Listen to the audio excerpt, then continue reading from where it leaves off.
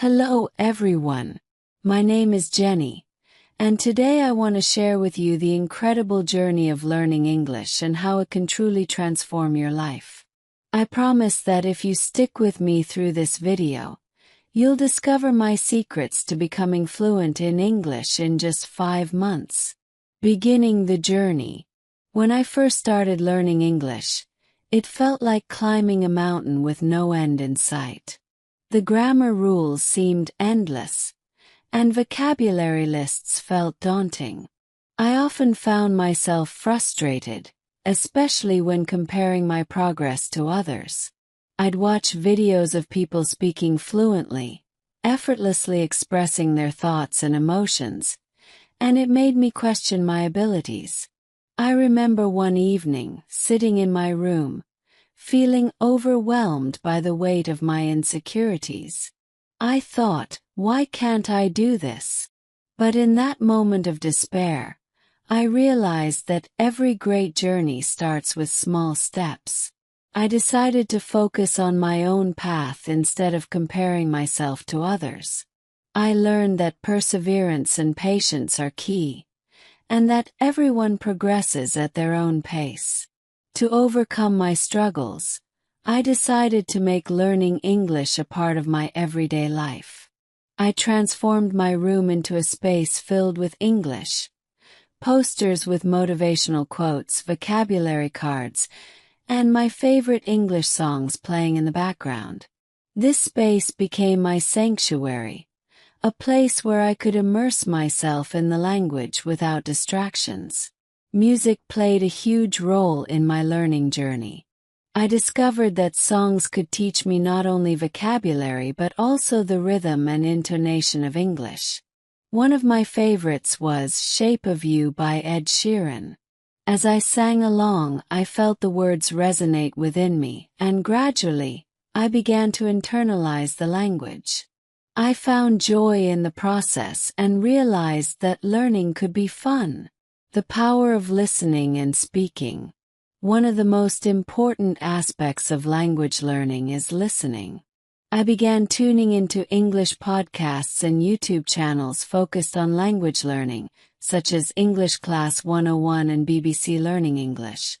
Listening to native speakers helped me grasp the natural cadence of conversations. I paid attention to how they pronounced words, their expressions, and how they conveyed emotions through their tone. I also made it a point to practice speaking as much as possible. I found language exchange partners online through platforms like Tandem and HelloTalk. Engaging in conversations with them was initially daunting, but I learned that making mistakes was part of the process. Each interaction brought me closer to fluency, and I discovered that the more I practiced, the more confident I became. There were times when learning English felt monotonous. To keep my motivation alive, I set specific goals. For example, I aim to read 1 English book every month and watch at least 2 English movies per week. I also experimented with different types of content like TED Talks, cooking shows, and travel vlogs, which made learning feel less like a chore and more like an adventure. Whenever I felt stuck, I would remind myself why I started this journey. I envisioned my future self, confidently speaking English, traveling the world, and connecting with people from different cultures. This vision fueled my determination. As I progressed, I discovered the importance of community. I joined online forums and social media groups dedicated to English learners. Sharing my challenges and achievements with others who were on the same journey provided a sense of belonging. I found encouragement in their stories, and it reminded me that I wasn't alone in my struggles. Embracing the accent. Now let's start with something I found vital: the accent. I remember when I first tried to speak English.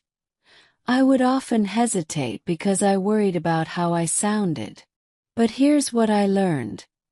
Having an accent is normal. Instead of viewing it as a barrier, I embraced it as part of my identity. To improve my accent, I began listening closely to native speakers. I watched movies and TV shows, repeating lines to get the pronunciation just right. It was like having a conversation with my favorite characters. One day, I watched a scene in Friends where Ross said, "We were on a break." I loved how he delivered that line. I paused the video, repeated it a few times, and eventually I felt more confident speaking. Remember, it's about practice and having fun with it. The magic of reading.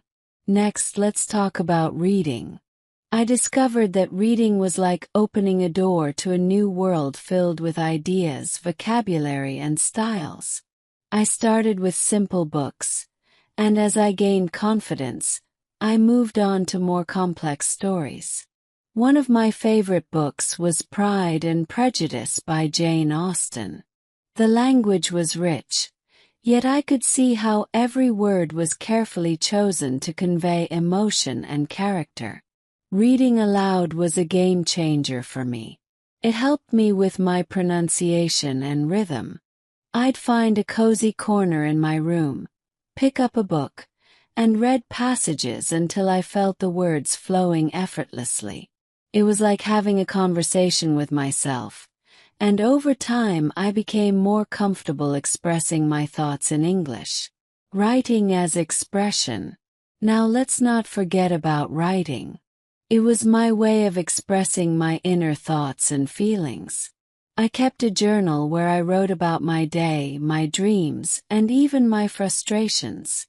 Writing helped me organize my thoughts in English, and soon I found myself crafting short stories and sharing them online. One night, I wrote about my dream to travel the world. I imagined myself in Paris, sipping coffee at a cafe, surrounded by beautiful architecture. Putting my dreams into words made them feel more achievable. And guess what? As I wrote more, my vocabulary expanded. I began to use phrases I never thought I could, and it felt empowering. Finding joy in music. And then there's music. Oh, how I love music. Songs became my teachers. I discovered that listening to music in English not only made learning enjoyable but also helped with pronunciation and vocabulary. I remember jamming to "Someone Like You" by Adele, singing along until I knew every word. The lyrics resonated with me, and I felt a connection to the emotions behind them. Creating playlists became a fun activity. I curated a list of songs that inspired me, like "Count on Me" by Bruno Mars and "Shape of You" by Ed Sheeran.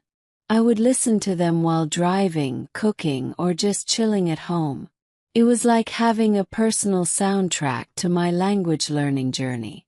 I also realized that learning English is not just about grammar and vocabulary. It's about finding your voice, expressing yourself, and connecting with others. Each element, accent, reading, writing, and music, plays a crucial role in building confidence and fluency. Exploring challenges. The fear of speaking.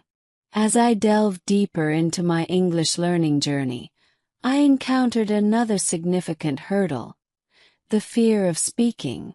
I remember the first time I had to speak English in a group setting. My heart raced, palms sweat, and I felt like everyone was watching me, waiting for me to mess up. This fear held me back for a long time, making me hesitant to participate in conversations or join language exchange meetups. To tackle this fear, I began to practice speaking in a more controlled environment. I recorded myself reading short paragraphs from my favorite books or even my own thoughts. Listening to the recordings helped me identify areas for improvement and gradually boosted my confidence. I also sought out online speaking clubs where I could practice with other learners in a supportive atmosphere.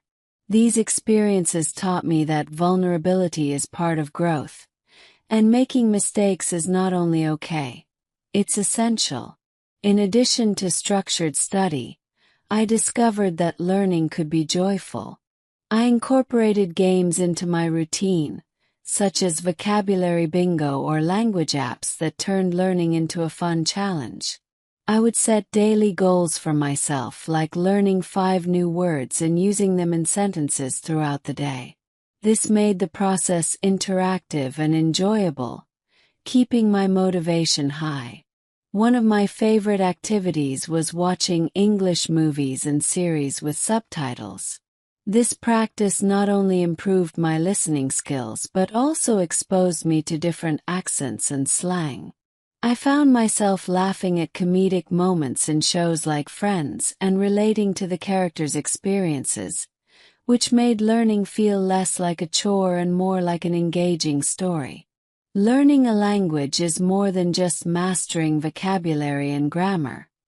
It's about understanding the culture behind it. I started exploring English-speaking cultures through documentaries, travel vlogs, and cooking shows. I learned about traditions, customs, and, of course, delicious recipes. Trying my hand at cooking traditional dishes from various English-speaking countries not only improved my language skills but also deepened my appreciation for the cultures I was studying. One particularly memorable experience was trying to make an English breakfast. I followed a YouTube tutorial, struggling with the pronunciation of some ingredients. But the laughter and learning that came from this mishap made it all worthwhile. I realized that immersing myself in the culture was just as important as studying the language itself. Embracing online resources. In today's digital age, there's an abundance of resources available for language learners. I made a list of my favorite websites and apps that helped me on my journey. For instance, platforms like Duolingo and Memrise offered engaging exercises to enhance my vocabulary. YouTube became a treasure trove of knowledge. I followed channels that focused on conversational English and pronunciation. Each video felt like a mini lesson, packed with valuable insights and tips.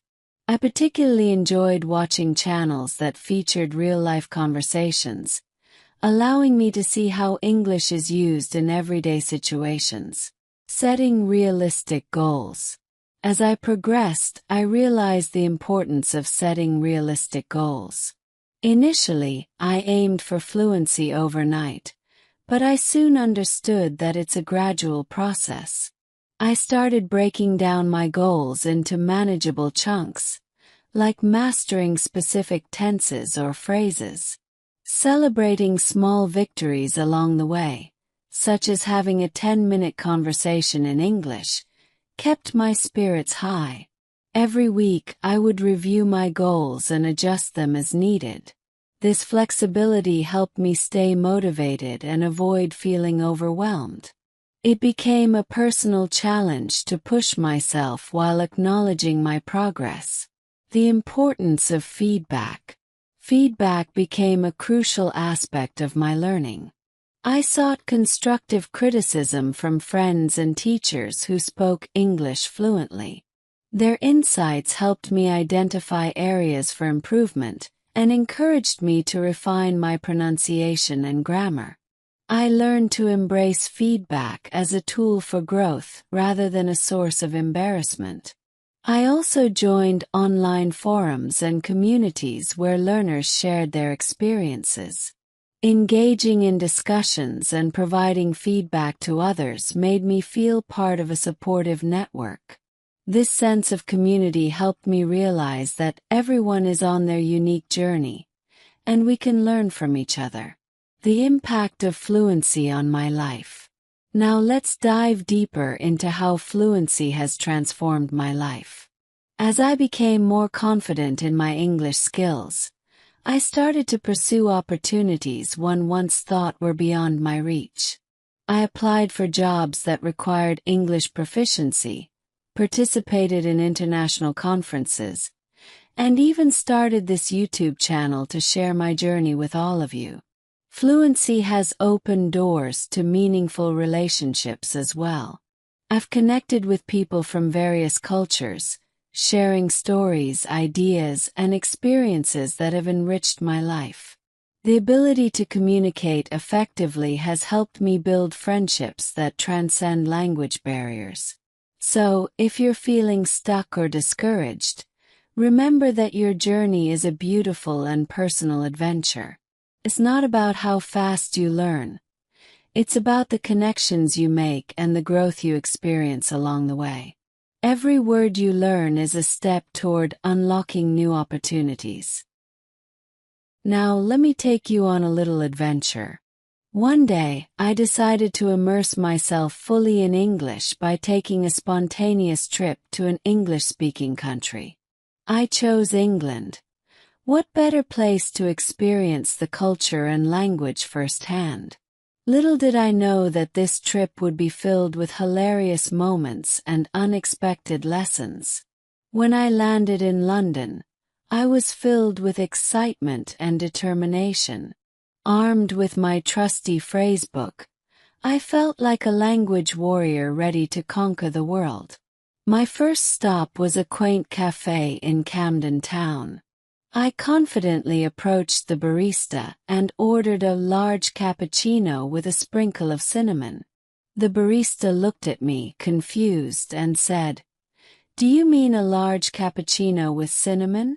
In that moment, I realized that sometimes being too confident can lead to funny misunderstandings. Instead of feeling embarrassed, I laughed it off and embraced the experience. I learned that even the best learners make mistakes, and it's those moments that make our journey memorable. Funny encounters. As I wandered through the streets of London, I encountered quirky locals who had their unique ways of speaking. One evening, I found myself at a pub quiz night, eager to test my knowledge. I joined a team of friendly locals, hoping to impress them with my English skills. When the quizmaster asked, "What's the capital of Australia?" I confidently shouted, "Sydney." The entire pub erupted in laughter, and I turned crimson. I quickly corrected myself. "Can I take that back? I meant Canberra." That night, I learned that humor and humility go hand in hand. The locals welcomed my mistake and even offered to teach me some Australian slang. They introduced me to words like arvo for afternoon and bicky for biscuit. It was hilarious hearing them use these terms in casual conversation. I felt like I was part of an inside joke that made the learning process so much more enjoyable. After that night, I became obsessed with immersing myself in the local culture. I visited museums, galleries, and even joined a cooking class where we made classic English dishes like shepherd's pie. Cooking in English was an experience in itself. I remember trying to follow the recipe while the instructor casually mentioned, "Just throw in a handful of peas." Excuse me, thought.